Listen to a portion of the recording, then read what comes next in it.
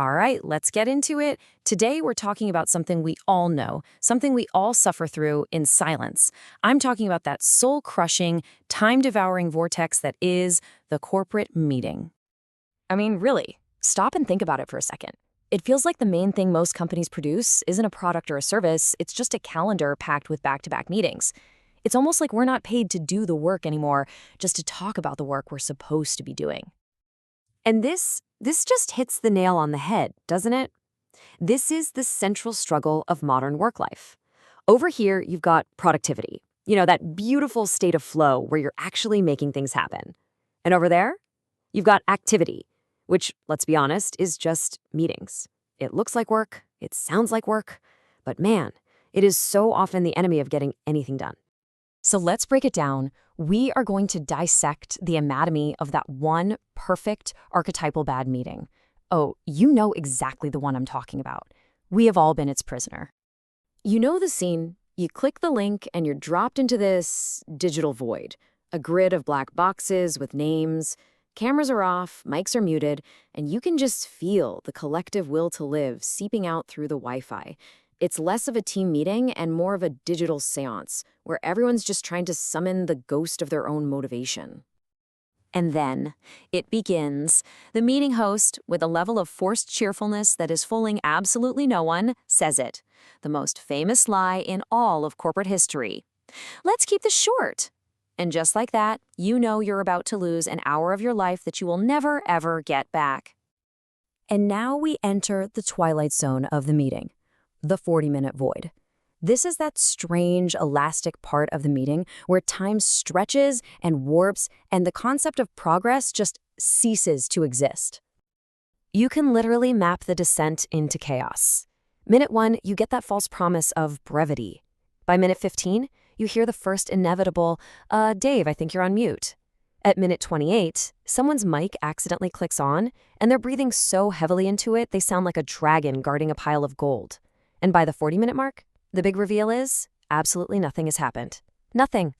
In fact, if you were to chart the achievements of this meeting, this is what the data would look like. The key performance indicators aren't problems solved or decisions made. No. They're number of times someone was on mute and number of heavy breathers identified. That's it. That's the highlight reel, folks. But wait. Just as you've completely given up, just as you're mentally reevaluating every life choice that brought you to this moment, a faint light appears at the end of the tunnel. The host tries to steer this sinking ship towards some distant shore of purpose. They ask it with such manufactured enthusiasm, you almost want to believe them. Okay, team, great chat. Any action items from this discussion? And for a split second, there's silence. A collective, hopeful pause. Could it be? Was there a point to any of this after all? And yes, there is. After 45 minutes of pure, uncut nothingness, one single, solitary action item emerges. And that one action item? The only truly productive thing anyone can do at this point. It's the silent scream in everybody's head finally being spoken. Just end the meeting. Let us go. Please, for the love of all that is holy, end the call. Now, you'd think that would be it. You'd think that shared, desperate desire for freedom would win the day. But no. The universe of bad meetings has one final, soul-crushing twist for you. The one nobody saw coming and absolutely nobody asked for. And there it is, the single most infuriating sequence of words in the English language.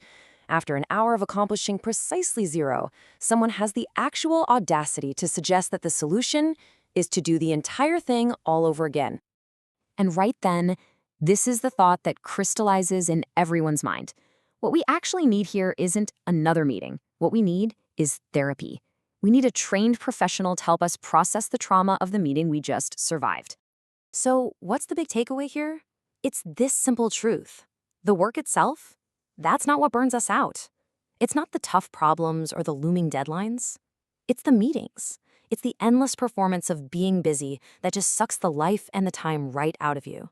So the next time an invite pops up, just ask yourself, is this for productivity or is this just another meeting?